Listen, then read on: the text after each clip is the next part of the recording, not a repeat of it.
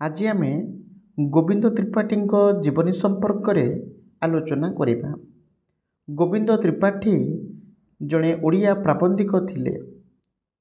ଅନୁବାଦ, ନାଟକ ଓ ଉପନ୍ୟାସ ସାହିତ୍ୟରେ ମଧ୍ୟ ତାଙ୍କର ପ୍ରବେଶ ରହିଥିଲା। ଗୋବିନ୍ଦ ତ୍ରିପାଠୀ 1899 ମସିହା ମଇ ମାସ 13 ତାରିଖ ଦିନ ପୁରୀ ଜିଲ୍ଲାର ରାମଚନ୍ଦ୍ରପୁରଠାରେ ଜନ୍ମଗ୍ରହଣ କରିଥିଲେ। ଆଠଗଡ଼ରେ ତାଙ୍କର ଶିକ୍ଷାରମ୍ଭ ହୋଇଥିଲା। ପରବର୍ତ୍ତୀ ସମୟରେ ସେ ପାଟନା ବିଶ୍ୱବିଦ୍ୟାଳୟରୁ ଇଂରାଜୀ ଭାଷା ଓ ସାହିତ୍ୟରେ ସ୍ନାତକୋତ୍ତର ଲାଭ କରିଥିଲେ ଓ ପ୍ରଥମ ଶ୍ରେଣୀରେ ପ୍ରଥମ ହୋଇଥିଲେ। ଜଣେ ପ୍ରଶାସନିକ ଅଧିକାରୀ ଭାବରେ ନିଜ ଚାକିରି ଜୀବନ ଆରମ୍ଭ କରି ଗୋବିନ୍ଦ ତ୍ରିପାଠୀ ବିହାର ହଜାରିବାଗ, ଟାଟାନଗର, ଦରଭଙ୍ଗା ଆଦି ସ୍ଥାନରେ କାର୍ଯ୍ୟ କରିଥିଲେ।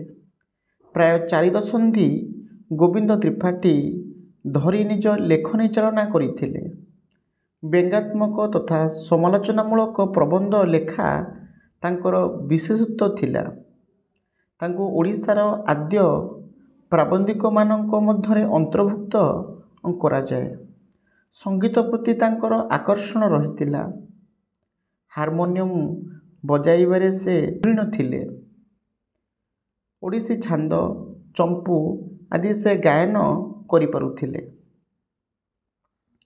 ତାଙ୍କ ରଚିତ ପ୍ରବନ୍ଧ ଗୁଡ଼ିକ ହେଉଛି, ତାଙ୍କ ପ୍ରଥମ ପ୍ରବନ୍ଧ ହେଉଛି ସ୍ୱର୍ଣ୍ଣ ଓ ରୌପ୍ୟ ମୁଦ୍ରା, ଯାହା ସହକାର ପତ୍ରିକାରେ ପ୍ରକାଶିତ ପାଇଥିଲା।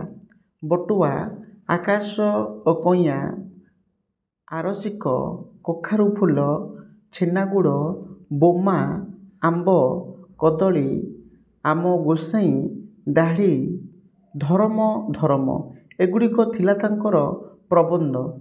ତାଙ୍କର ଅନୁବାଦ ରଚନା ଗୁଡ଼ିକ ମଧ୍ୟରେ ସେ ସେର୍ଭାନ୍ତଙ୍କ ଲିଖିତ ଡନ୍ କ୍ୱିକ୍ସର ଓଡ଼ିଆରେ ରୂପାନ୍ତର କରିଥିଲେ।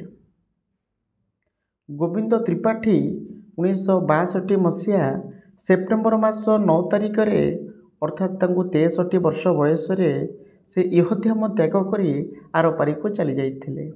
ଏ ଥିଲା ଗୋବିନ୍ଦ ତ୍ରିପାଠୀଙ୍କ ସମ୍ପର୍କରେ ଏକ ସାମୂହିକ ଆଲୋଚନା।